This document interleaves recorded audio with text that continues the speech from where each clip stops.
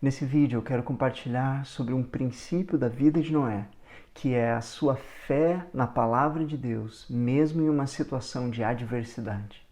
A Bíblia nos diz em Hebreus, no capítulo 11, que Noé foi avisado por Deus sobre o juízo que viria. E ele, movido por santo temor, construiu uma arca e salvou a si e a sua família. Se Noé tivesse duvidado da palavra de Deus, talvez nós o entenderíamos. Porque Deus disse para ele construir um barco no meio do deserto, em um lugar onde não havia água. E Deus ainda disse que aquele barco salvaria Noé e a sua família de uma grande tempestade que viria, em uma época, em uma região onde não havia chuva. Se Noé tivesse duvidado da palavra de Deus, talvez nós o entenderíamos. Mas ele não duvidou.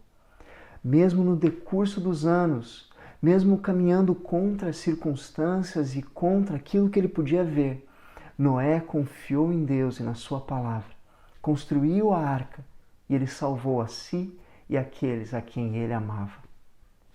A Bíblia define a fé como convicção de coisas que não se veem.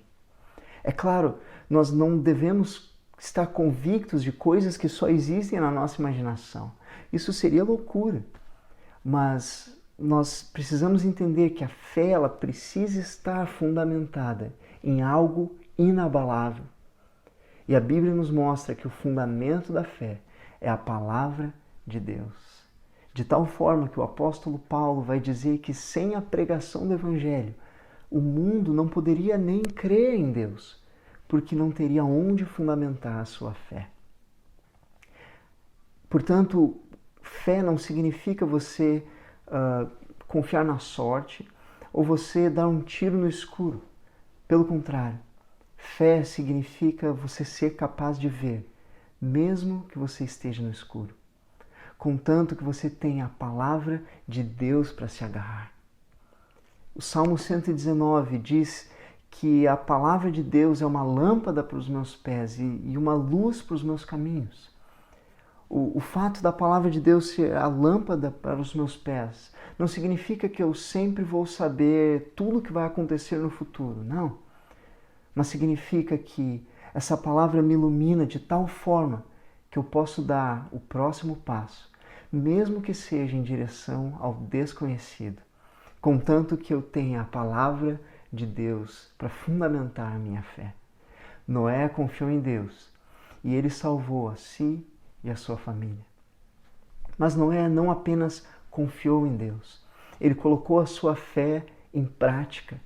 Ele construiu a arca, ele investiu o seu tempo, os seus recursos. Ele não tratou a arca como um projeto paralelo, que poderia dar errado, poderia não dar certo. Não, Noé, ele direcionou a sua vida para cumprir aquilo que Deus havia confiado a ele. E ele construiu aquela arca fundamentado na palavra de Deus, em uma fé prática. O autor americano John Piper, ele tem uma pergunta muito interessante sobre a vida de Noé. Ele diz que se nós confiamos em Deus, precisam haver coisas na nossa vida que só podem ser explicadas através de Deus. E ele pergunta, quantas coisas existem na sua vida que são loucura para o mundo? Quantas coisas existem na sua vida que não podem ser explicadas senão através do seu relacionamento com Deus? Porque se não há nada, então você deve temer. Talvez seja o momento de você reavaliar a sua vida com Deus, reavaliar as suas tomadas de decisão. Porque Deus nos chama para viver uma vida que é inexplicável para o mundo. Deus nos chama para viver uma vida sobrenatural, uma fé prática que nos leva a construir a nossa arca, que nos leva a viver de uma forma que é incompreensível para o mundo. A Bíblia diz em Hebreus, no capítulo 12, depois de falar de todos aqueles heróis da fé, que Deus está removendo as coisas que podem ser abaladas, para que permaneça aquilo que é inabalável. E esse texto termina dizendo que nós temos recebido um reino inabalável. Talvez Deus esteja mexendo algumas coisas na sua vida. De fato, Deus hoje ele está mexendo muitas coisas no mundo inteiro.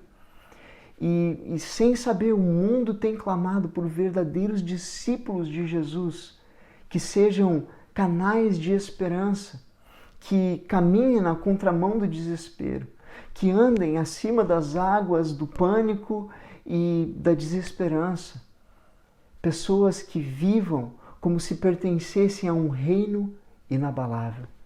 Pessoas com uma vida inexplicável. Deus conta hoje em dia com homens e mulheres como Noé, que estejam dispostos a viver uma vida inexplicável para o mundo, que estejam dispostos a viver como se pertencessem a um reino que não é desse mundo. Então esse é um princípio que nós podemos aprender através da vida desse homem. Construa a sua arca.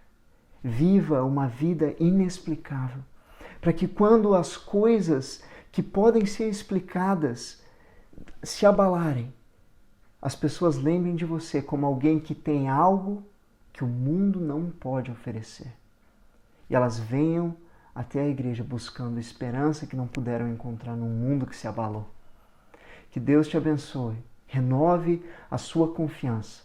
E eu te vejo no próximo vídeo, onde vamos compartilhar sobre Abraão e o que significa ser amigo de Deus. Eu te vejo lá.